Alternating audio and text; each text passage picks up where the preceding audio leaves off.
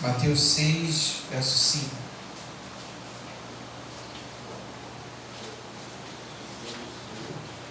Mateus 6, a partir do verso 5.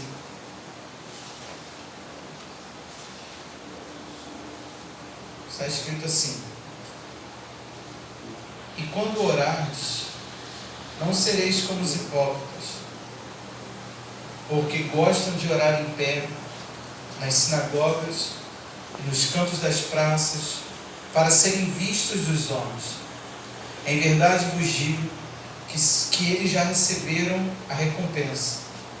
Tu, porém, quando orares, entra no teu quarto, e fechada a porta, orarás a teu Pai que está em secreto, e teu Pai que vem em secreto te recompensará.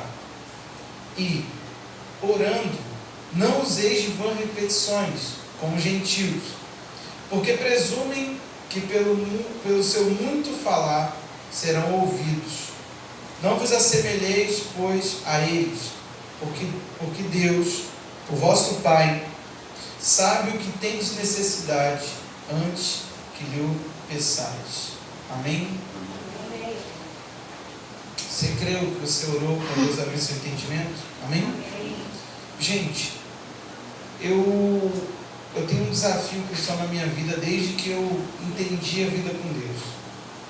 Eu acredito que não há cristianismo, não há vida cristã nenhuma, de nenhuma forma, não há possibilidade de um cristão ser um cristão genuíno se ele não viver uma íntima comunhão com Deus, uma devoção, se ele não aprender a buscar Deus de forma pessoal. Nós estamos transformando o Evangelho numa religião, uma coisa vazia, cheia de rituais, e não é isso que o Senhor Jesus ele trouxe.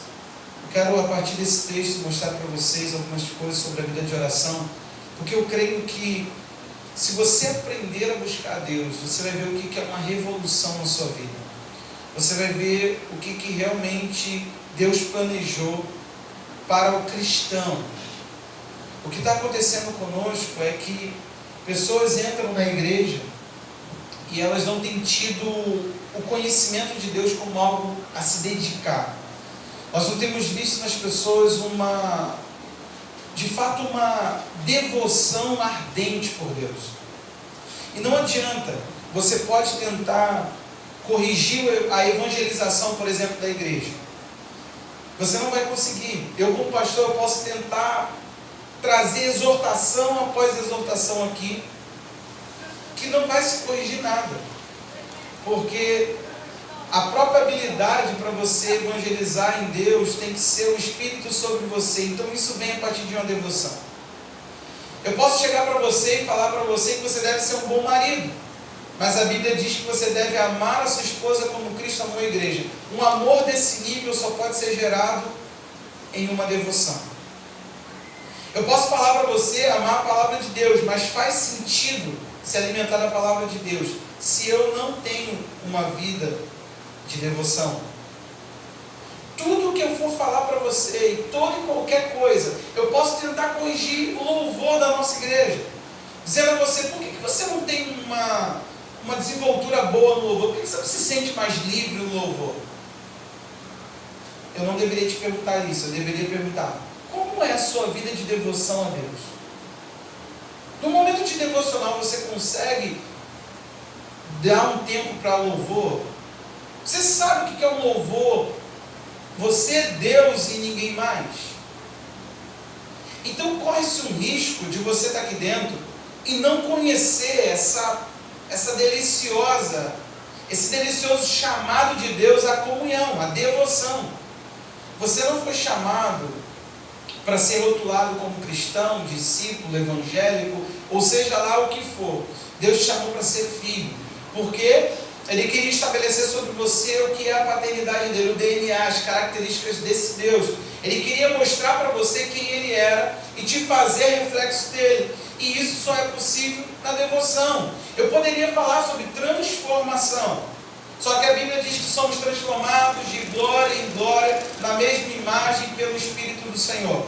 Aí eu te falo, Como que você vai ser transformado de glória em glória se você não está em busca dessa glória? Tudo está baseado na devoção. Eu poderia falar de santidade, mas é Deus que te santifica. E isso só é possível na devoção. Eu vou ficar aqui falando a noite inteira de coisas que a gente fica tentando gerar na igreja. Eu poderia falar de temor. Mas eu te diria que o temor, sem que Deus se manifeste, não é temor. E Deus não vai se manifestar se você não busca, se você não tem vida de devoção. Para você ter noção, se a gente fosse fazer uma pesquisa e perguntasse aos cristãos quanto tempo é gasto de devoção na vida dele, quanto tempo ele ora, lê Bíblia, jejua, louva, ora em outras línguas, ora no Espírito, quanto tempo ele se dedica a orar a palavra, quanto tempo ele se dedica a ter comunhão na igreja com outros cristãos. Nossa igreja enxuga muito os ajuntamentos maiores, né? E você observa que há uma nítida diferença entre quinta e domingo. E não é por causa do trabalho. Antes a gente dava várias desculpas, é por falta de devoção. A gente não tem sede suficiente para vir em 2 cultos. Essa igreja não tem sede suficiente para vir em 2 cultos e uma célula por semana. Isso tudo, não adianta eu te exortar. Quantas vezes eu já fiz pedindo você para chegar no horário e essas coisas mais. Mas a verdade, querido, é que a sua devoção não é boa a Deus. Você não é um devoto de Deus, você não respeita a presença dEle, você não tem tido amor a Deus. E não adianta eu ficar falando para você que não pode chegar tarde no domingo, que não pode chegar tarde na quinta-feira. Não adianta eu falar para você que você deve orar mais. O que está faltando é devoção. Está faltando amor. Eu não respeito que eu não me relaciono, eu não respeito que eu não conheço. Está faltando devoção. Eu não preciso ficar exaltando mais você, falando para você que você tem que fazer curso. Você vai vir para cá fazer um curso, pegar uma apostila, levar para a tua casa, mas você não é um praticante, você não é um devoto. O que vai faltar? Devoção. Não adianta fazer casados para sempre, pais para toda a vida. Não adianta fazer nada disso. Isso tudo se torna coisas vazias se o assunto principal, a sua entrega total, não estiver numa vida de devoção. Vai ficar chato, mas o assunto hoje não é devoção, por incrível que pareça.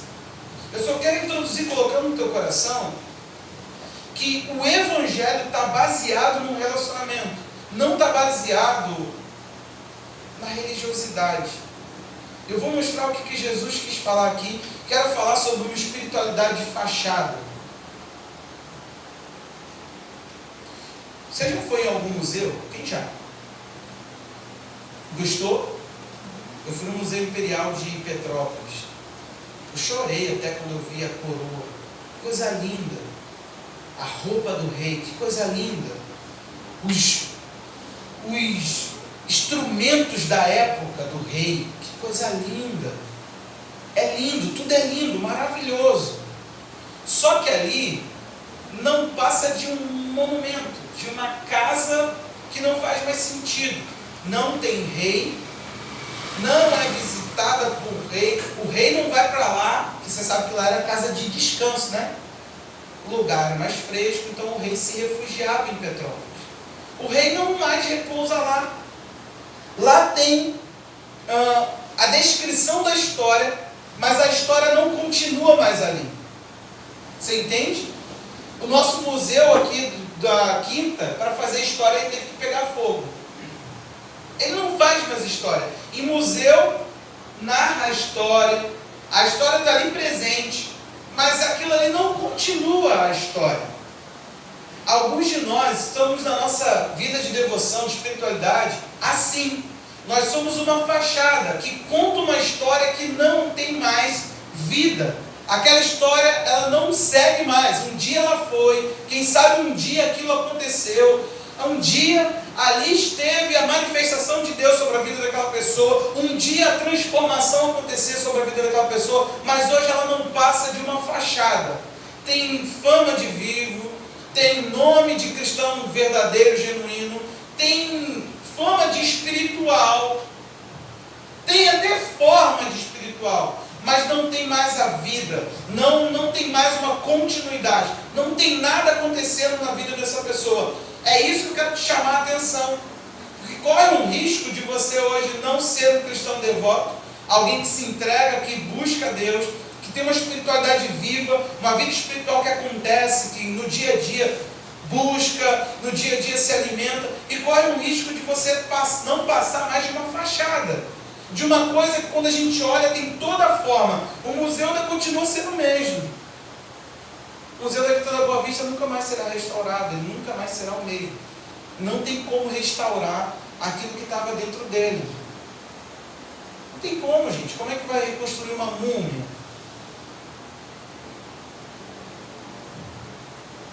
Então, algumas pessoas estão de forma total nisso aí. É uma fachada linda. Dizem que vão restaurar o daqui de Timbá.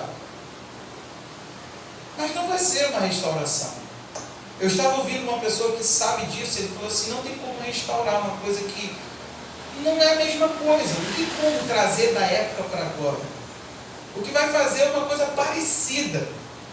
Prestou atenção onde eu quero que você chegue? Onde eu quero que você medite comigo hoje? Preste atenção no que estava acontecendo aqui. Você sabe muito bem que o discurso de Jesus sobre oração, esse texto aqui, quando orares, não seja como os hipócritas, eles oram em pé, na sinagoga, nos cantos das praças, ou tu, quando orares, fecha a tua porta, vai para o teu quarto, ora teu pai que está em secreto, teu pai que está em secreto te recompensará. Esse texto aqui não é citado em lugar nenhum mais. Só o Evangelho de Mateus aqui o cita. Só que você vai entrar no 9, na oração que tanto falamos aqui. Oração modelo. Só que o que está acontecendo? Jesus estava orando a sós, disse Lucas. E no momento que Jesus estava orando, os discípulos chegam para ele e falam assim, nos ensina a orar como os discípulos de João aprenderam a orar com ele. O que eles estavam pedindo? Nos fale uma forma de se achegar a esse Deus. Era muito novo para os discípulos, existiam orações para serem feitas. Os salmos, eles não passam de cânticos. São cânticos que o povo podia usar para louvar a Deus. E o que eles estão fazendo aqui? Eles querem palavras para repetir. Lucas só narra o Pai Nosso e o momento em que esses discípulos falam, nos ensina a orar. Em Mateus ele está tendo uma outra proposta, com o mesmo acontecimento. Só que Mateus, ele não vai colocar na narrativa como aconteceu. Ele está trazendo aqui para dentro de uma proposta interessante.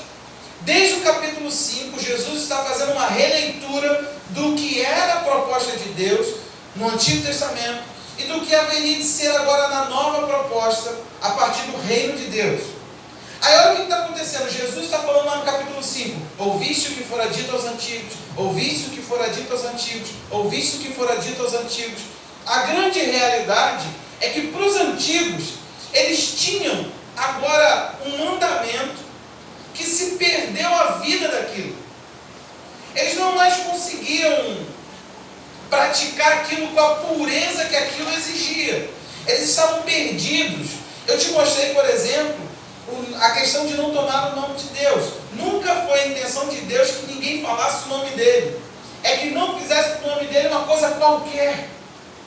Que se respeitasse a Deus, que se honrasse a Deus. E o que eles falaram? Não vamos mais falar nesse nome. Pronto, resolvemos a questão. É só não mais falar no nome dele. Se eu não posso tratar esse nome de forma comum, é melhor nem tocar esse nome. Eles ficaram numa espiritualidade vazia, que não é a proposta do reino de Deus, que não é a proposta de Jesus. Então, o que acontece aqui? Mateus exclusivamente vai narrar essa questão de entrar no quarto, de não ser como os hipócritas, ou não ser como os gentios. Por quê? Porque ele está no capítulo 6 dizendo como era a espiritualidade daquele momento, qual era a espiritualidade que estava antiquada, comum, popular. É isso que eu quero me referir hoje. Talvez você não tenha uma intimidade com Deus. Talvez você tenha uma intimidade popular. Talvez para você seja comum um cristão não ler Bíblia. Talvez para você seja comum um cristão vir ao culto quando dá tempo. A nossa espiritualidade do nosso tempo é assim. As pessoas estão tornando culto relativo, igreja relativo. Eu vou quando eu posso, quando eu quero, quando não tem nada para fazer, quando meu time não joga, quando nada vai me atrapalhar de estar na comunhão com o Senhor. Talvez para você é o tudo vir num domingo. Talvez para você ler uma Bíblia de vez em quando, ou não ouvir o sermão como algo que você vai pegar para praticar, já está se tornando comum. O louvor, ser um louvor mal dado, já está se tornando comum. A espiritualidade do nosso tempo está tão porca, meu irmão, que o louvor serve para você estimular o povo ficar serelepe, para vir a palavra. A pessoa não tem mais intimidade com aquele Deus que ela canta.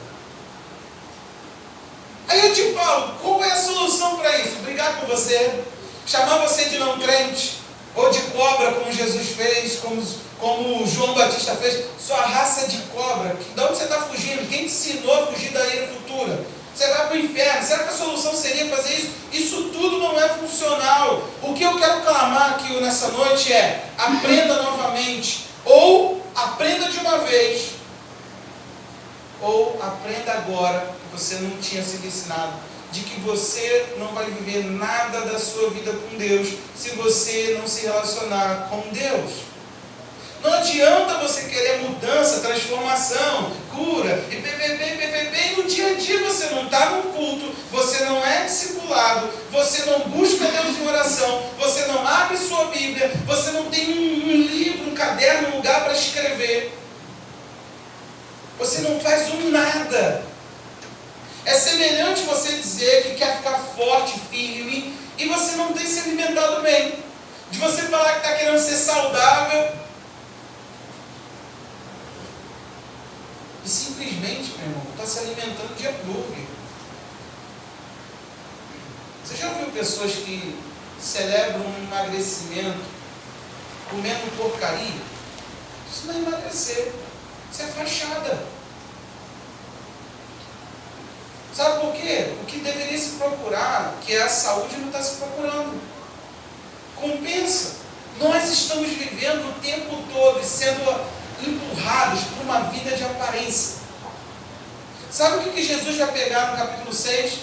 Ele vai dizer e vai falar assim: olha, não pratica nada da tua espiritualidade com o intuito de ser visto. Veda a sua espiritualidade. Trabalhe aquilo que deve ser restrito. Restringe a sua espiritualidade. Guarde ela dos olhos. Por quê? Tudo que nós somos, tudo que fazemos, quando os olhos dos outros não estão sobre nós, se torna a nossa essência. Porque nós estamos o tempo todo fazendo para chamar a atenção dos outros. Quer ver uma coisa? Você tem coragem de ficar descabelado diante do teu esposo. Eu duvido você ir num portão assim. Você está em casa, você está com a roupa rasgada. Eu duvido você ir no portão assim. Nós estamos o tempo todo sendo empurrados por uma mentalidade de chamar a atenção de outro. E não vem para cá falar que isso não é verdade. Quantos aqui não já tiveram de fugir de um momento em que você foi contar para alguém que fez um negócio bom por alguém? Eu dei uma cesta básica, e você, dentro de você, assim: meu Deus, eu estou tomando a glória. Aí você tentou até ter um comportamento de simplicidade, humildade, mas dentro de você, você estava gostando daquela glória sendo tomada para você. Quem nunca? Olha para Jesus agora. Quem nunca orou e pensou: será que as pessoas estão ouvindo? Sabe o que Jesus está combatendo aqui? Ele diz que o hipócrita, que era nada mais que um ator, um encenador, uma pessoa que tem boa desenvoltura, que quer encenar um comportamento, ou seja, não tem essência ali. É a mesma coisa de dois atores na televisão dizendo que se amam. Eles não se amam, eles não têm relacionamento, mas eles expressam muito bem, que até fazem as pessoas chorar. Entendeu? É mais ou menos o que Jesus está falando. Não faça isso. Ele diz: isso é sem sentido dentro do que vocês estão querendo encenar que é espiritual, ele diz, é o mesmo que já recebeu a recompensa. Porque se você encena, você não pode estar fazendo isso para Deus. Você só pode estar fazendo isso para o outro. E caberia aqui muitas coisas, só que eu vou me ater ao assunto que é a oração. Não adianta eu ter uma postura de que ora. Não adianta eu ter um discurso que ora. Um dia eu estava ouvindo uma pessoa, a pessoa capenga na vida com Deus e dizendo que estava cheio da igreja. Estou cansado das pessoas. Irmão, você já pensou em começar a tirar a trave do teu olho para depois focar no cisco que está no do outro?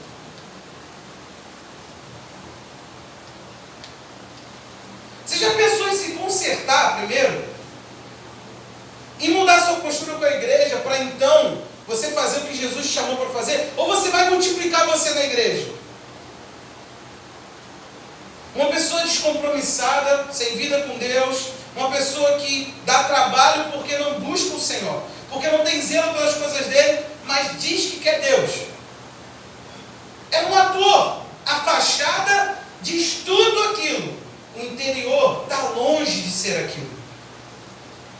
Não há verdade, não há realidade, não há busca. É simplesmente uma encenação. Jesus falou, vocês porém. Ele está dizendo para um grupo que não está atrás disso. Ele está falando, se livre disso, nem chega a isso. Não seja como eles, não imitem eles, porque eles têm uma ideia de que funcionam para devocional, mas não tem vida devocional. Eles encenam um comportamento espiritual. Olha o que eles faziam. Eu tenho que continuar mantendo a marra, né? Aí vinha para a praça, ó.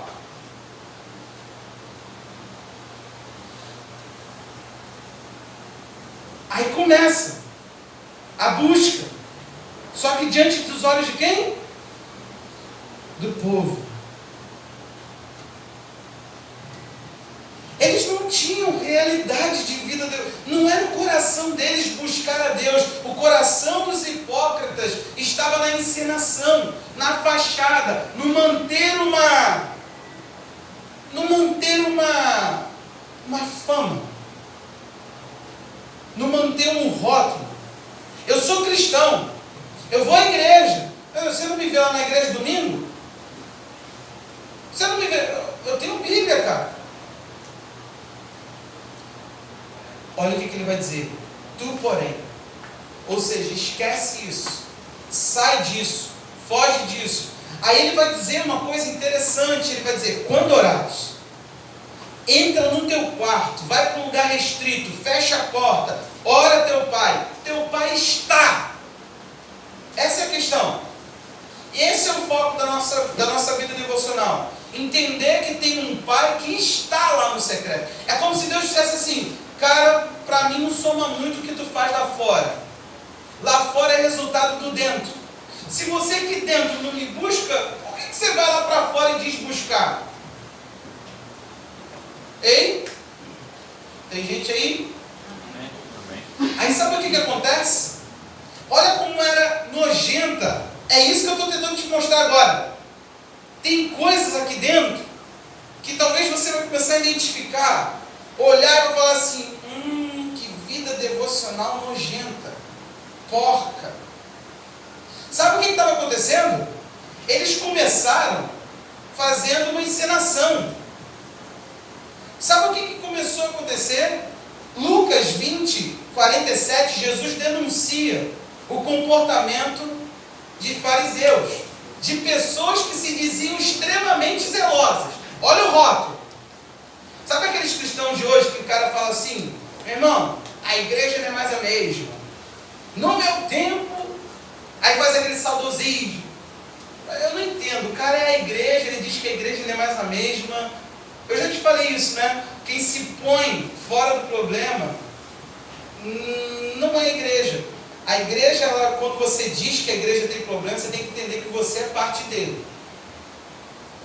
Você tem que entender isso. Não tem como falar que a igreja, não tem como falar isso. Só que o que acontece? Jesus denuncia, olha o que eles faziam. Segura aí. Os quais, devoram as casas das viúvas. Lucas 20, 47, não precisa abrir. E, para o justificar, fazem longas orações. Jesus fala assim: estes sofrerão juízos muito mais severos. Sabe o que eles faziam? Eu tenho que justificar o ir na casa de uma viúva. Sabe o que era viúva no tempo bíblico? Uma mulher desprovida, meu irmão. Uma mulher sozinha. Muitas das vezes a mulher não podia ter espaço para trabalhar. Então essa mulher não tinha ninguém. E se não tivesse um filho para manter ela, lembra da questão de 1 Timóteo 5? Paulo está falando sobre a igreja cuidar de viúva. Aí sabe o que esses caras faziam? Eles iam na casa da viúva. Talvez a viuvinha, coitada, acreditava que ali tinha um homem de Deus. Aí eles faziam o quê? Saqueavam, devoravam a casa da viúva. Aí eles falavam: não, mas nós viemos aqui para orar. Olha a fachada acontecendo. Olha a vida de devoção como fachada. Uma viúva, uma pessoa simples, olhava para uma criatura daquela e falava: essa pessoa busca Deus. Por isso que eu quero essa pessoa na minha vida. Você nunca viu um pastor assim? Um sem vergonha, que a vida dele é toda torta. Um homem que se diz de Deus, um profeta que se diz de Deus, ou qualquer outra criatura que se diz de Deus, que saqueia as pessoas. Você nunca viu isso? Só que é justificável, porque ele ora e o milagre acontece. Ele é um homem de Deus. Tem uma fachada, meu irmão, vislumbrante, uma coisa linda, mas que não é real, não existe vida por trás daquilo ali. Quando você olha, tem incoerências. Se não bastasse, Paulo também, em 1 Timóteo 6, do 3 ao 5, não precisa abrir, ele diz que outra fachada, só que ele aqui declara de forma escrachada. Ele diz que esses homens eram homens pervertidos, privados da verdade. Olha só quem era essa gente. Não tinha conhecimento do que é verdadeiro. Aí, ele diz, ele supõe que a piedade, que você sabe que é a fala de uma vida de comunhão com Deus, é uma fonte de lucro. Aqui está escrachado o que está contando no nosso tempo. Irmão, presta atenção, a gente aqui não abriu uma empresa. Se eu abrir uma empresa, eu só quero ganhar, só quero lucrar. A igreja não tem tanta descrição, de gente que estaria à frente de um povo, guiando um povo. Não tem tanta descrição de que esses homens só iam querer lucro, dinheiro, mercadejar. Não tem tanta descrição se isso não fosse acontecer. Sabe o que vai nos diferenciar? Você quer saber agora? Isso aqui é uma palavra profética para a nossa igreja. Sabe o que vai nos diferenciar? Sabe o que vai nos tirar de ficar vulnerável ao pensamento do nosso tempo? De que nós temos que lucrar com aquilo que nós fazemos, que a nossa espiritualidade vai tornar uma fachada para a nossa vida de mercadejador da palavra. Sabe o que vai nos tirar disso? Uma vida de comunhão. Se os líderes dessa igreja eles começarem a parar de querer Deus, isso aqui vai virar um mero lugar de arrecadação de dinheiro e talento. Nós vamos começar a usar pessoas. E detalhe, o pudor vai descendo, meu irmão. Viuvinha começa a ser presa. A gente não quer saber de quem está sendo saqueado, não. E se a falta de devoção, pelo amor de Deus, fala que você entendeu. É a falta de devoção que guia a pessoa para isso. Uma igreja que buscar a Deus não é mais a essência. Buscar a Deus não é mais o amor, não tem mais essa paixão. A gente só quer um pastor que tem que responder a todas as minhas questões. Sabe por que eu tenho que responder a todas as suas questões? Porque nenhuma delas são guiadas pelo Espírito. Ou seja, olha que loucura. Nós estamos guiando uma igreja para ficar cativa de um pastor, não discipulado. Eu estou falando de outra coisa. Eu estou falando de substituição. Você não precisa ter relacionamento com Deus. Você precisa estar ligado a mim. Você precisa estar ligado a uma igreja. Aqui você ouve tudo que você sabe de Deus e decora, não precisa viver. É isso que nós estamos fazendo. As pessoas não estão mais querendo Deus. As pessoas não estão mais desejando Deus. E o que está acontecendo? Eu não quero te estimular também a ser um desses. a começar a orar na praça, a começar a fazer projetos, a começar a alarmar uma espiritualidade que quando eu olho para você, não tem nada. Meu irmão, será que todos os lugares hoje se fala tanto de multiplicação? Aqui é o contrário, né? A gente não multiplica por preguiça. Mas será que todos os lugares que falam tanto da multiplicação, tanto, será que isso tudo é um desejo ardente de fazer o outro ser alguém que busca Jesus, que é apaixonado por Jesus, tanto quanto eu sou? Ou será que é mais uma missão da instituição? Fala aí. Deu para entender? Você voou. Volta para cá aqui. Eu estou te fazendo uma pergunta. Será que é só o nosso dever como instituição encher o ambiente, falar que temos um sucesso, aglomerar a gente? Será que é isso que está acontecendo em lugares que nós estamos falando sobre multiplicação de uma forma exagerada e só multiplicação por multiplicação? Ou será que em contrapartida nós estamos multiplicando pessoas que são tão apaixonadas por Jesus quanto eu sou?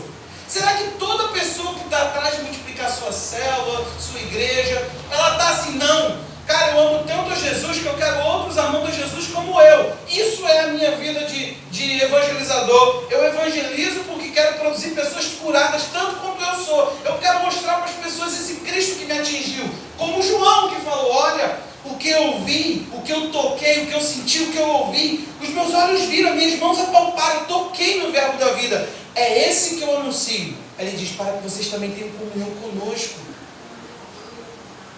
João está falando, eu não posso negar um negócio que eu experimentei. E isso é a base do que Deus me enviou para fazer aqui em Figueira. É pegar, experimentar. Meu irmão, você tinha que ter alegria e um incentivo para quando você falasse assim, pastor, quer para nós? Não estou falando aqui, eu nunca fui preguiçoso. Mas você deveria ser o primeiro a falar assim, pastor, cuidado, você está muito na obra. Vamos fazer o seguinte, pastor, nós vamos te aliviar, você precisa buscar mais a Deus.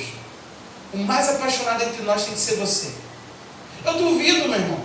Quantos aqui talvez teriam coragem, eu não vou pedir isso, mas de falar que um dia talvez não passou pelo seu coração, que talvez eu devesse trabalhar numa segunda coisa, porque eu estou à toa na minha casa. Será que os cristãos têm visão do que é ser um pastor? Ou do que eles querem no pastor? Meu irmão, não é só alguém que decora um sermão e vem para cá e fala. O pastor pode fazer isso de qualquer maneira, tem acesso a livro. Corre-se um risco de eu decorar um Deus e começar a falar dele, sem querer experimentá-lo. E nos tornar o quê? Fachada. O problema é que esses sacerdotes, esses líderes da nação de Israel, sabe o que eles começaram a fazer? Vai fazer Natal da obra de Deus.